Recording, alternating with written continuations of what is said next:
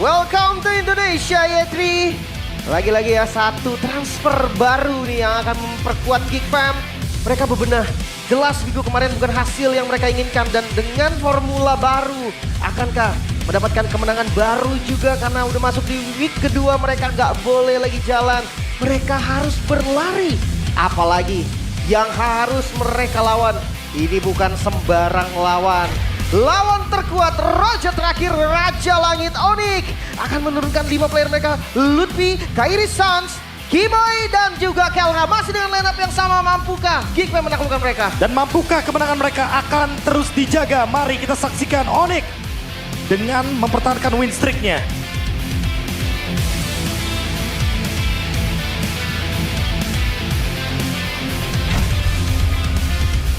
Ayo.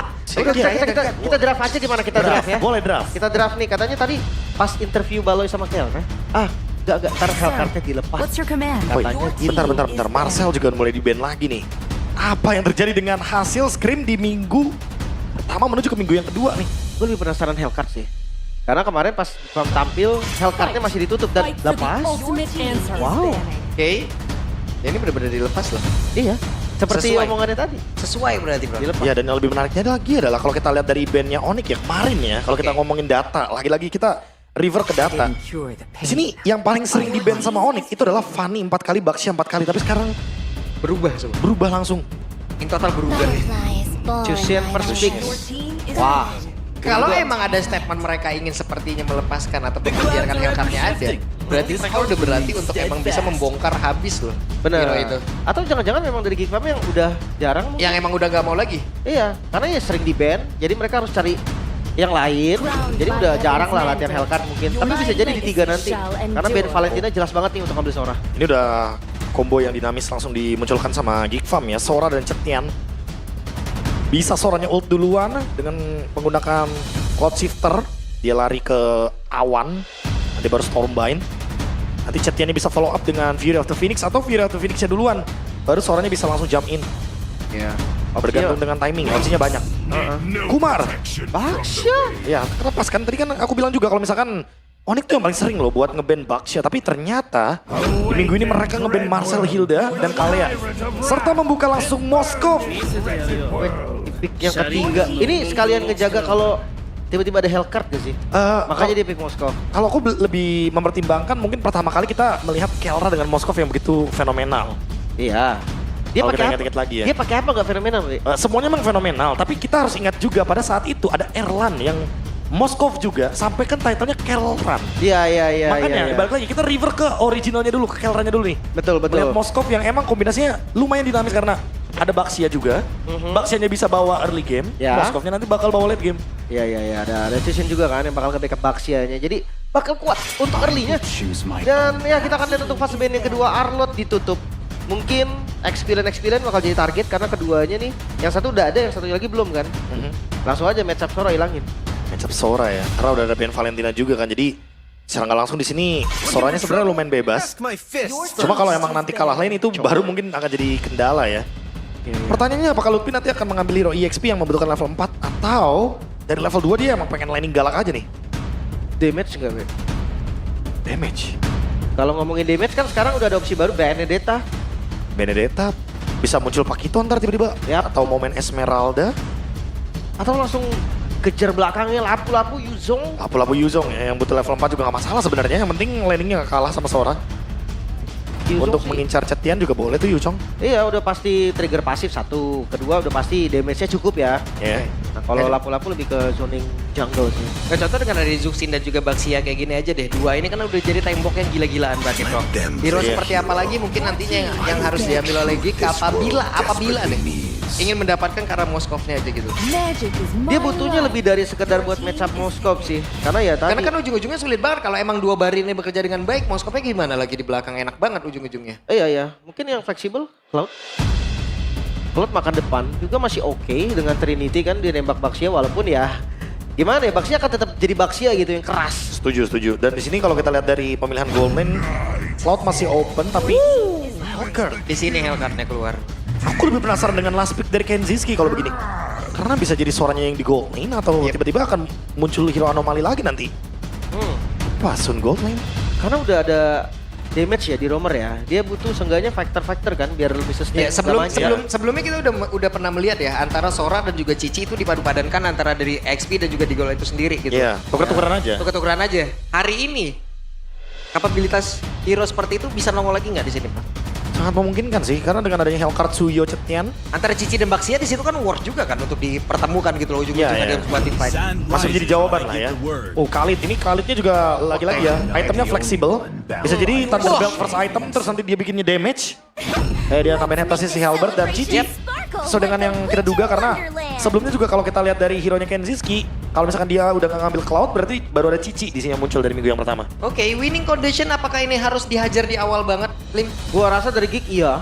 Iya kalau enggak Hellcard bakal rugi. Dia roamer juga kan, nggak bisa untuk farming di awal. Jadi pressure ini harus dapat seenggaknya mid atau gold. Itu menang rotasi. Ya udah pasti ya kalau kita ngomongin winning condition dengan draft seperti ini dari Geek Fam harus ngebully banget Kelran ya. Harus ngebully nih ya. Karena Hellcard-nya harus ganggu banget gold lane-nya.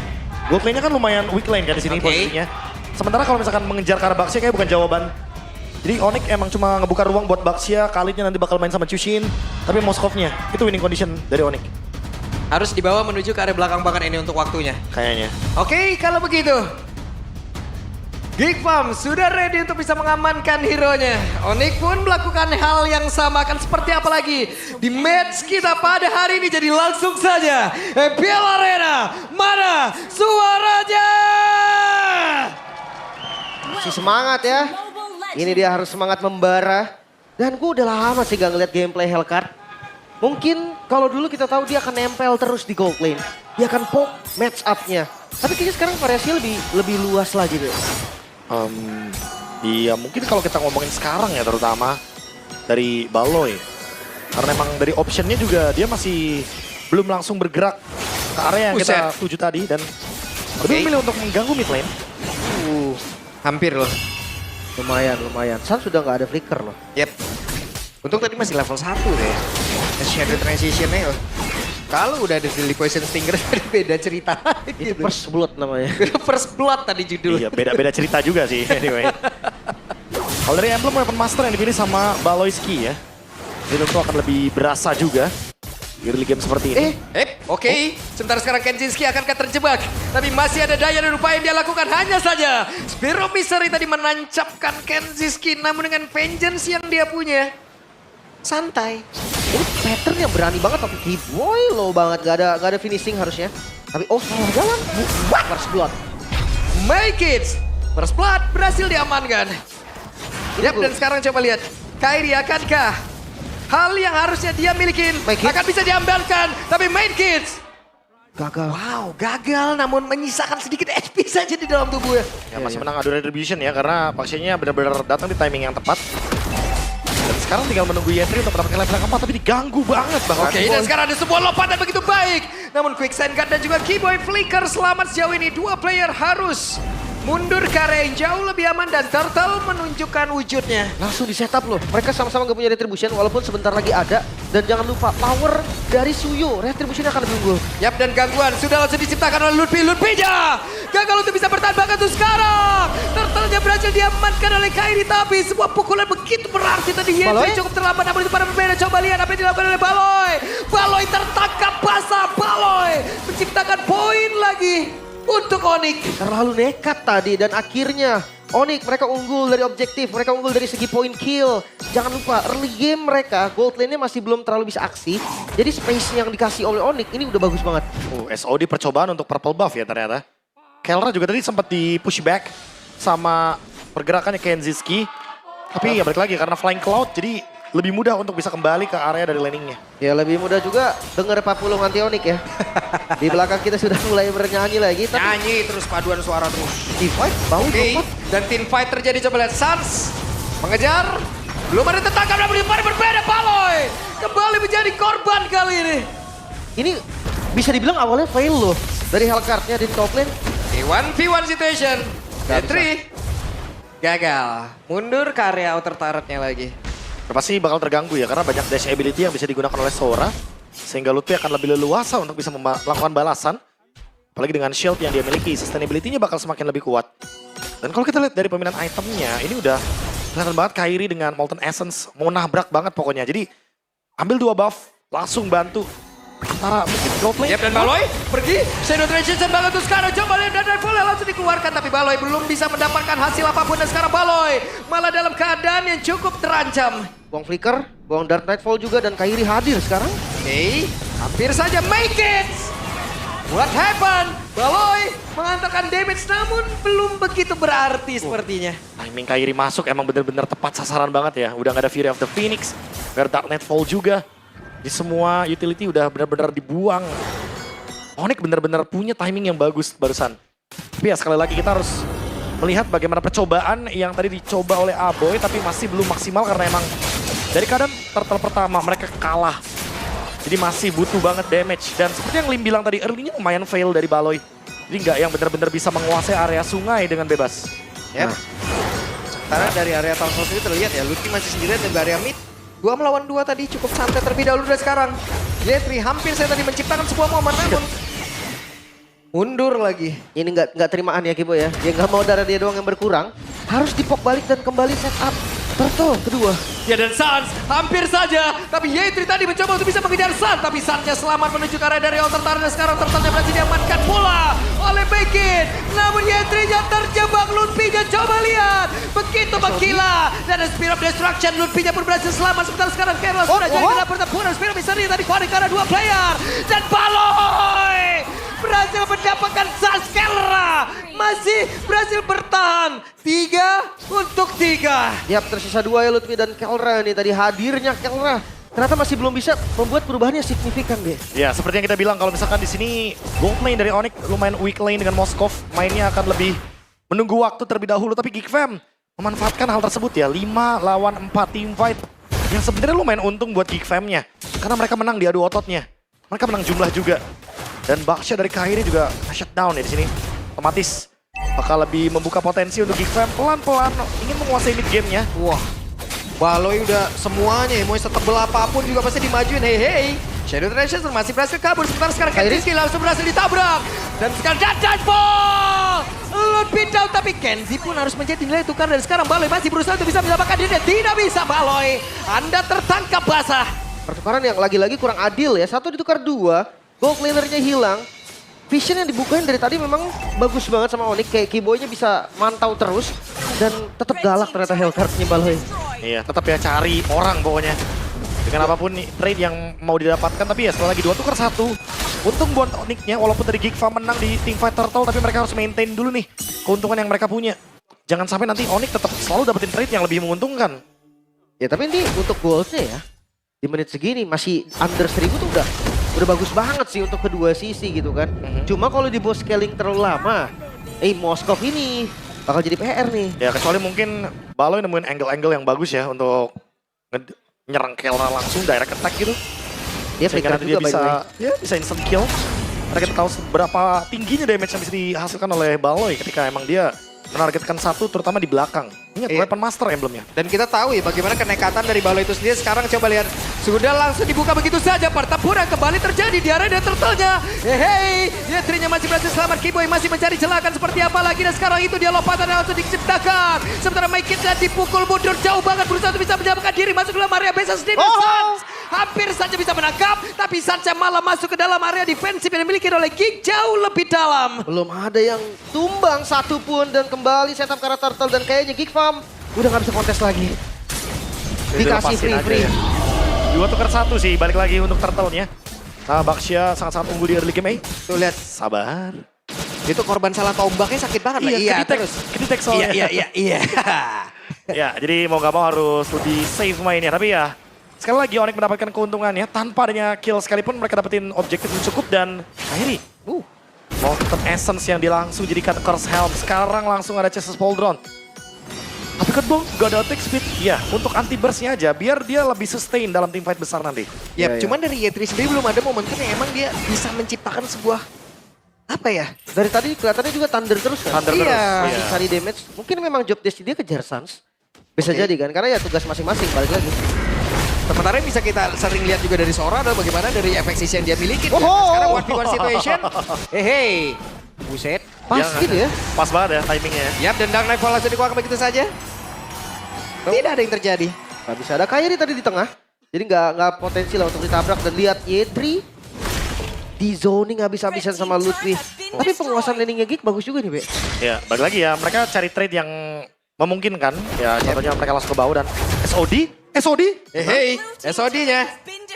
Nancep karena dari Kenzinski dan sekarang Baloy masih berhasil selamat. Tapi Baloy-nya tidak ingin pulang secara langsung. Tabrak dulu, tombak dulu sekali. Kairi. Walah, malah Kenzinya berhasil langsung ditangkap. Vengeance diaktifkan dan itu pun tidak memberikan impact apapun. Sakit banget ya. Dia bloody retribution juga tadi ditabrak. Damage-nya cukup. Ntar lihat Baloy, dia hanya bisa bayang-bayangin sekarang. Oke, dan Baloy Shadow Transition. Santai. Ya, skirmishnya terlalu banyak dan lagi-lagi trade-nya didapatkan oleh Onyx dengan push bagian bawah. Sans! Bikin kaget dan Baloy mau tidak mau. Loh, Sans? Hehehe. Akhirnya buang spell juga ya. Mau nggak mau dia buang ulti, buang spell. Dan masih split push ternyata metode dari Geek Farm untuk sekarang. Memang Iya. gamenya ngagetin. Lebih ke nyari trade juga Pak Pulung karena Geek Farm nggak mau kalah dari segi turret juga. Karena kan mungkin akan ada timing ketika SOD-nya nggak connect. Tapi dari tadi kita bisa bilang Kelra hitnya sangat-sangat on point sekali dari SOD. Yap. Jadi kayaknya kita expect aja kalau misalkan team fight-nya bakal jadi 5 lawan 5. Dan Geek Farm harus cari pick off dulu nih. Sebelum mereka emang pengen make sure kalau Onyx bakal rugi di dalam team fight besarnya nanti. Udah pasif, Cetiannya. Aboy bisa jadi target sekarang karena Lord juga udah mulai ditarik. Harusnya vision mereka juga lumayan sama nih. Tapi hati-hati, adu retribution, Kairi ini nggak under level loh. Ini Baxi yang beda nih, levelnya sama. Oke, dan akan seperti apa lagi karena sekarang Baloy di bawah mundur terlebih dahulu menuju ke arah yang jauh lebih aman. Reset, Di sebuah reruntuhan dari outer turret. bisa jadi reset lagi ya. Dan Yap. oh my god. Oke, make it selamat. Sementara sekarang Aboy menjadi target. Wah. Coba lihat. Dan semuanya pun langsung oleh menuju ke dalam area tersebut. Tapi masing-masing dari mid laner pun udah langsung menghilang. Dan sekarang waktunya untuk Yetri bersinar. Satu ada di Tapoli tapi ternyata Kelra tidak tersentuh Baloy. sama sekali. Dan sekarang dari Baloy-nya mencoba untuk bisa mendapatkan arah Kibo-nya pun masih berhasil kabur dan juga mendapatkan dihajar oleh My Kids-nya. Mencoba untuk bisa mencari tempat yang jauh lebih aman karena inner turret pun sudah Wah. tidak ada lagi. Wah. Tapi ada Kelra berhasil menggagalkan kepulangan dari My Kids. Dijepit tadi, untungnya ada Magic Blade ya. Tadi sekitar ya damage nanggungnya Suyo jadi ketutup.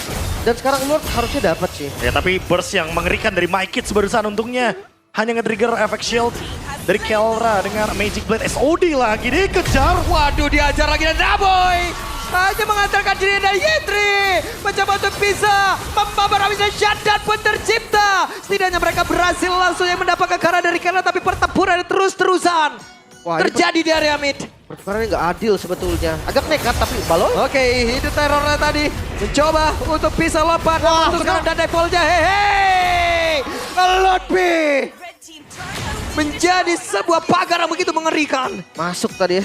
Turret pun diterobos. Sekarang levelnya sama. Kairi, retribution. Wah. Dapat lagi. Dapat lagi ya, agak nekat tapi oke. Karena jujur, gerakan barusan bener-bener gerakan yang dapetin highlight banget. Untungnya trade-nya masih aman lah ya. Karena Yetri juga ketukar. Aboy bener-bener kayak nggak dikasih sedikit pun celah untuk farm. Ini Waduh, orange buff-nya dilepas. Baxi Kids. 15 duluan ini. Ini sekarang Baloy mau nge-hidden terror aja udah mikir banget gak sih ini? Udah Mau pasti lompatnya kemana gitu, Prof? Kayak targetnya nggak ada yang optimal ya. Kayak Kelra, aduh Kelra, Rose Gold lagi nih sekarang nih. Aku mau nge-hidden terror ke siapa ya? Range-nya juga jauh kan dari Kelranya kan. Gak gampang untuk kena lah. Sementara balik lagi ngelihat dari level sih. Ini agak unik ya. Kita tahu jungle tank biasa ketinggalan level. Yang ini enggak, 15 duluan kok. Karena Baxi adalah Kairi dan Nabrak Kairi nih. adalah Baxi. Nabrak kah? Oke.